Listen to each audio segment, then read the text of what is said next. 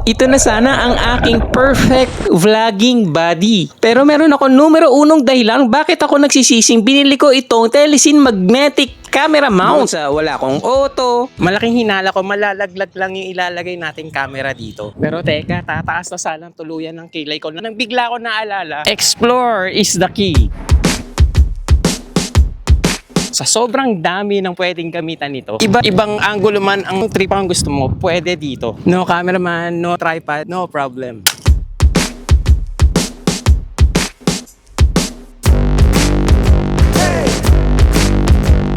Pero how safe naman ito gamitin with our paboritong camera?